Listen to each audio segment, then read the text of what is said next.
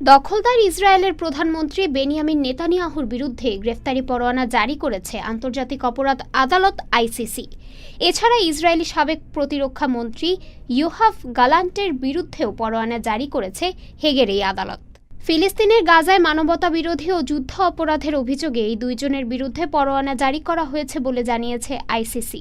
বিবৃতিতে আদালত বলেছে 2023 সালের 8 অক্টোবর থেকে অন্তত 2024 সালের 20 মে পর্যন্ত মানবতা বিরোধী ও যুদ্ধ অপরাধ করায় বেনিয়ামিন নেতানিয়াহু এবং ইয়োহাভ গ্যালান্টের বিরুদ্ধে গ্রেপ্তারি পরোয়ানা জারি করা হলো।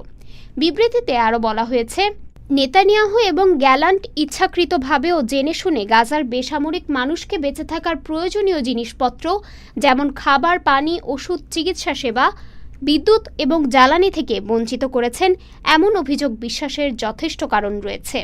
এই গ্রেফতারি পরোয়ানা নেতানিয়াহু ও গ্যালান্টের সম্ভাব্য বিদেশ সফরকে প্রভাবিত করবে, কেননা যেসব দেশ রোমা স্ট্যাটিটিউড বা আন্তর্জাতিক অপরাধ আদালত গঠন সংক্রান্ত চুক্তিতে স্বাক্ষর করেছে, সেসব দেশ সফর করলে তারা গ্রেপ্তার হতে পারেন। ডেস্ক রিপোর্ট, আজ বার্তা, ঢাকা।